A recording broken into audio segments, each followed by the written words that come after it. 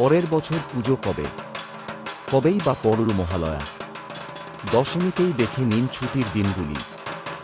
রইল আগামী শারদীয়ার নির্ঘণ্ট। শারদোৎসব মানেই বাঙালির প্রাণের উৎসব। বৃহস্পতিবার বিজয়া দশমী দিয়ে পুজোর সমাপ্তির পর উমা পাড়ি দিয়েছে পতিগৃহে। তাই মন খারাপ বাঙালির ঘরে ঘরে।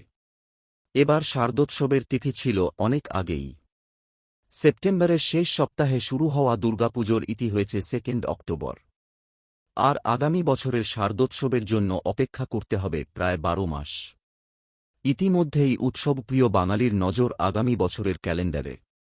সেখানে এখনই প্রকাশিত হয়েছে 2026 সালের দুর্গাপুজোর নির্ঘণ্ট। 2026 সালে মহালয়া পড়ছে 10ই অক্টোবর, শনিবার। মহালয়ার দিন থেকেই দেবীপক্ষের সূচনা এবং পিতৃপক্ষের অবসান। আর দেশ জুড়ে শুরু হয়ে যাবে নবরাত্রি উৎসব। গৃহস্থবাড়ি থেকে পুজো মণ্ডপ, সর্বত্র শুরু হবে মায়ের আগমনীর গান। সেই সঙ্গে রেডিওর ভোরবেলা মহিষাসুরমর্দিনী সোনার চিরাচরিত আবহ বাঙালির মনে নতুন উদ্দীপনা জাগাবে। এর ঠিক এক সপ্তাহ পর 17 অক্টোবর, শনিবার পড়ছে ষষ্ঠী।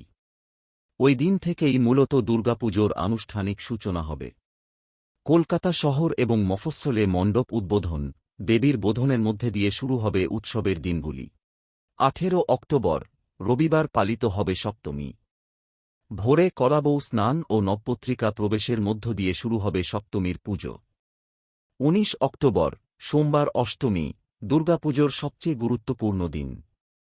সকালবেলায় অষ্টমীর অঞ্জলি দিতে লাখো লাখো মানুষ ভিড় করবেন মণ্ডপে।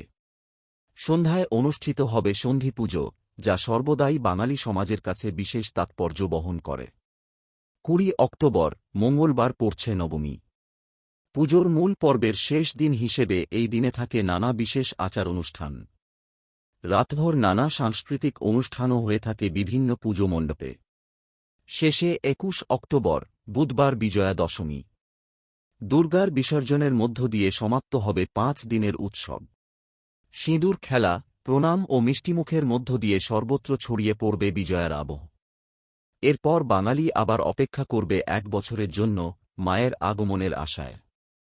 2 অক্টোবর বিজয়া দশমীর পর এবছর কোজাগরী লক্ষ্মী পুজোর নির্ঘণ্ট হল 6 অক্টোবর। তবে আগামী বছর কোজাগরী লক্ষ্মী পুজো হবে 25 অক্টোবর।